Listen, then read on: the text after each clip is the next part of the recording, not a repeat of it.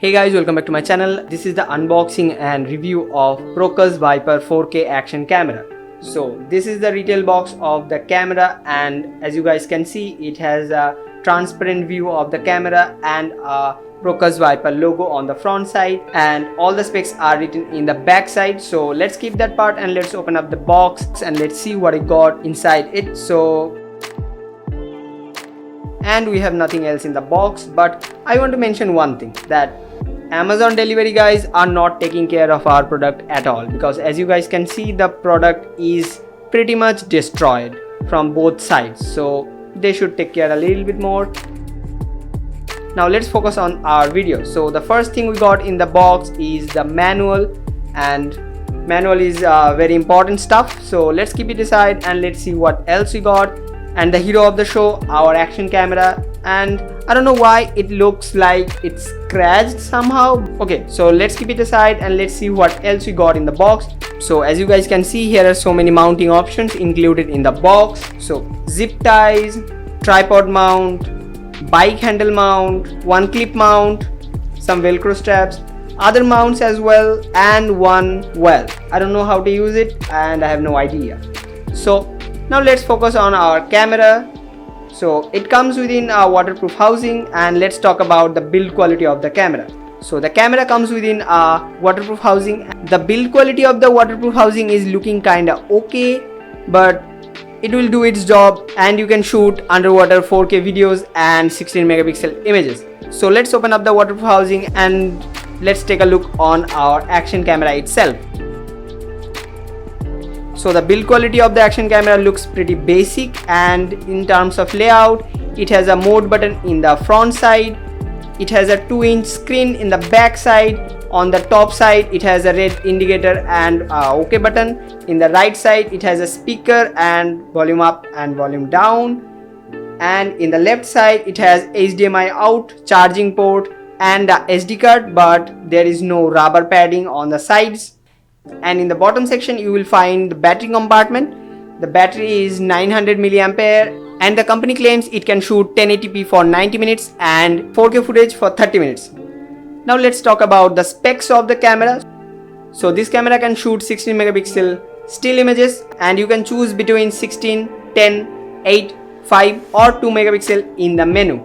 And in the video section it can shoot 4K at 30 fps, 2.7K at 30 fps, 1080p at 60 fps and 30 fps, and it can shoot 120 fps at 720p. And it has a 140-degree wide angle lens which is fixed, and you can also shoot slow motion, time lapse, burst photos. And as I mentioned before, the camera is waterproof, but the camera body does not include any kind of water protection, so it will be waterproof only with the waterproof housing. So let's do a quick test of the waterproofing of this camera. So here I have a bowl full of water, and let's turn on the camera. Let's hold it for 2 seconds. So the camera is turned on and it will take some time. Okay, so as you guys can see, the camera is in video mode and it's working just fine. So now let's put it in the water and let's see if it survives. So the moment of truth. So the camera is completely underwater, and now let's see if it's working or not. Yeah, it's completely working without any kind of problem. So as you guys can see, the camera is working just fine and there is no water inside the waterproof housing. So yeah, it's safe to use. So you can use this camera to shoot underwater photos or videos. So let's open up the waterproof housing and let's see if we have any damage in the camera or not. So here we have the camera. Oh, I could have just dropped it. So here is the camera, and as you guys can see, it is working just fine. So there is no sign of water at all. So the waterproof housing is definitely working just fine and it's safe to use. Okay, so now let's talk about the menu system of the camera. So you have to press and hold the mode button for 2 seconds and you will see the blue light blinking on the left side and the camera will turn on. So by default it will turn on in the video section, and you have to press the mode button to go to the still, So here is the camera section where you can shoot stills. So by default it's shooting 16 megapixel images, and the focus range is quite nice. Yeah, and as you guys know, action cameras has fixed focal length, so it is the slow motion. From here you can shoot 720p 120 fps, and here we are in the gallery and then in the settings. And now as you guys can see, we have all the video settings in the menu, and you can choose between 4K, 2.7K, 1080p, 720p and all the other stuff. And now okay, so it is our camera section, and you can choose between 2, 6, 8, 10, 12 or 16 megapixel images. You can turn on or off the burst mode and all. So, and now this is the menu section for the camera, and you can see from here you can turn on the LED indicator lights, sounds, time saver, you can format your SD card and all the good stuff. You can change the language, dates, you can reset your camera to factory defaults, and you can also check the firmware version of the camera, and then press OK to exit the menu. The menu is quite simple to navigate through, and it's really simple to find any particular setting you are looking for, and you have to also press and hold the mode button for 2.5 seconds to turn off this camera. And as you guys can see, the camera is turned off, and so let's put a SD card in it, and I'm going outside to shoot some photos and videos to show you guys as example, and to talk about the quality of the photo and the video of this camera. Okay, so it's been about a week I'm using this camera, and I have shot some photos and videos with it. I'm now going to show you all the photos and videos, and also I'm going to share some pros and cons of this camera. Before going into all of this, I just want to mention one thing, that in this price point you can't expect everything. So this camera has its own pros and cons, but you have to decide for yourself that this camera is suitable for you or not. Now let's take a look on the photos and videos I have shot with the camera, and in the end I'm going to share my own final thoughts about this camera. So here is a photo that I have shot in a top view, but as you guys can see that in the shadow parts there are no details, and the same for the highlight section, that the sky is in the right side, the sky is fully blown out.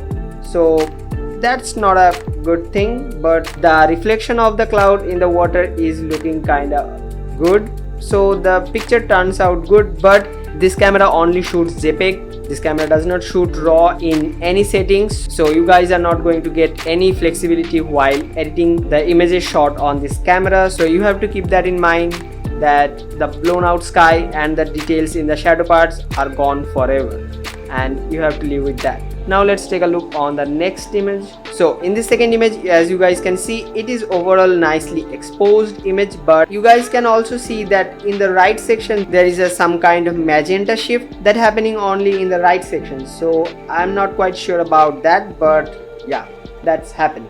Okay, so in this image, as you guys can see, the image is looking really nice, but the sky portion is exposed well, but it has noise.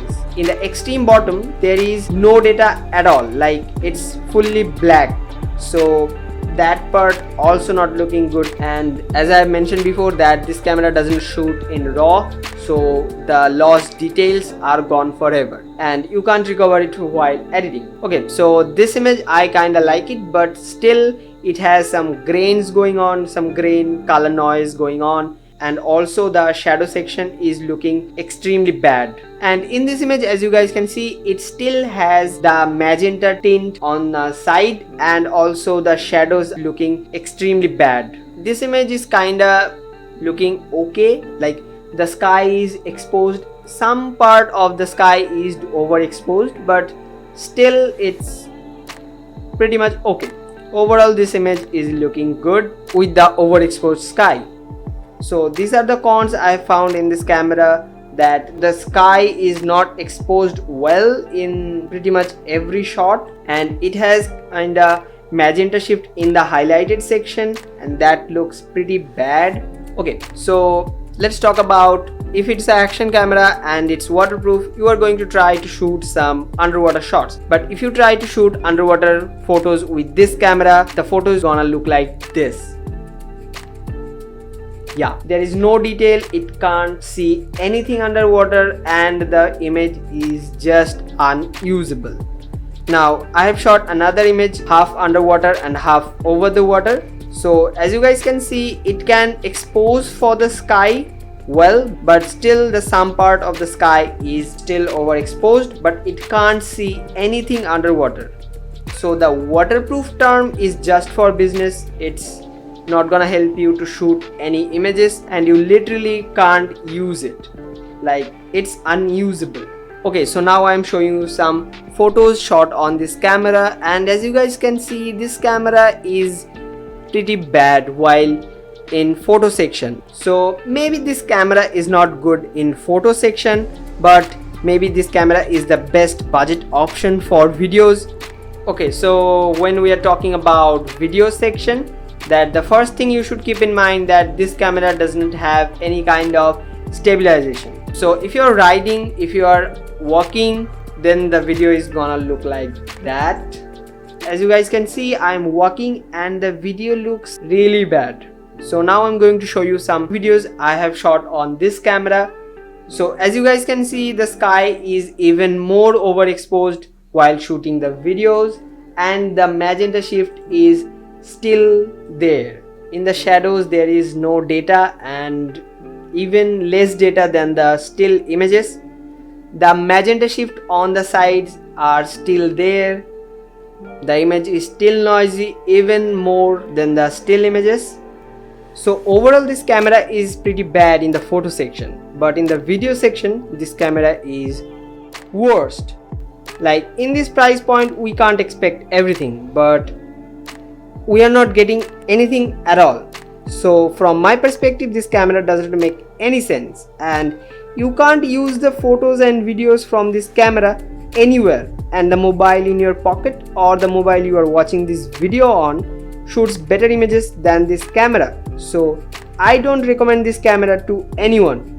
So you guys have seen all the photos and videos shot on this camera. Now the choice is yours, and what do you think? The camera worth the money or not? Let me know in the comment section below. I'm really interested to know. So that's it for today's video. See you guys in the next one.